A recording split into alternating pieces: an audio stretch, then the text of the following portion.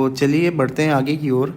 यहाँ पे दिया है कि relation between the equilibrium constant K and the standard गिव्स एनर्जी दैट इज़ जी। उससे पहले हम लोग आयनिक प्रोडक्ट और सॉल्युबिलिटी प्रोडक्ट के बारे में कुछ जानते हैं। आयनिक प्रोडक्ट को हम लोग बोलते हैं, को हम लोग रिप्रेजेंट करते हैं QsP से। सॉल्युबिलिटी प्रोडक्ट को हम लोग रिप्रेजेंट करते हैं KsP से।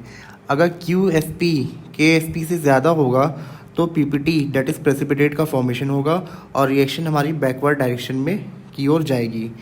अगर QsP KsP से छोटा होगा तो कोई भी प्रेसिपिटेट नहीं बनेगा, तो रिएक्शन हमारी फॉरवर्ड डायरेक्शन की ओर जाएगी।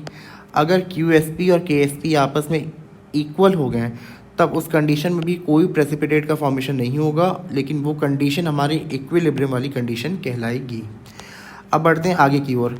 आगे हमारा मैथमेटिकल एक्सप्रेशन दिया है कि delta G is equals to delta G not plus R T into 2.303 log Q, जिसमें डेल्टा जी क्या है, गिव्स free energy, delta G not क्या है, गिव्स free energy at the standard condition. Standard condition मतलब जब प्रेशर हमारा 1 एटमॉस्फेरिक प्रेशर हो जाए और टेम्परेचर हमारा 293 केल्विन हो जाए।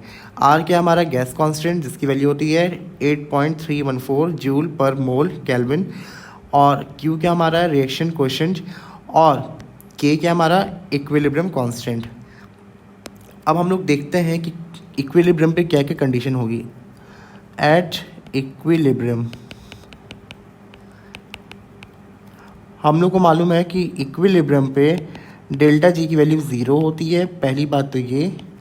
और दूसरी बात, जो Q है वो K के इक्वल हो जाता है, means reaction coefficient will become equals to the equilibrium constant.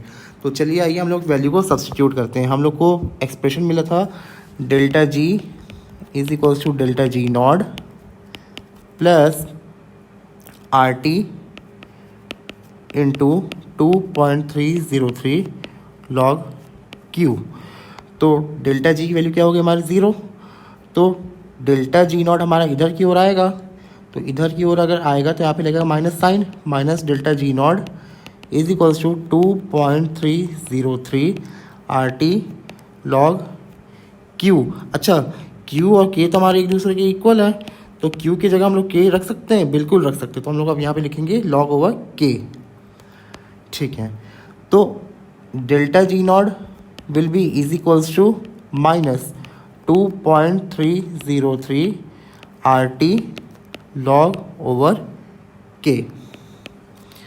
ये काफ़ी इंपॉर्टेंट एक्सप्रेशन है, इससे रिलेटेड न्यूमेरिकल्स भी काफ़ी टाइम बन जाते हैं। और ये हम लोग एक्सप्रेशन थर्मोडायनेमिक्स में खास तौर से इस्तेमाल करेंगे, क्योंकि थर्मोडायनेमिक्स में इसका बहुत इंपॉर्टेंट यूज़ है, साथ ही साथ इलेक्ट्रोकेमिस्ट्री में भी इसका बहुत ज़्यादा इंपॉर्टेंट यूज़ है। Thank you.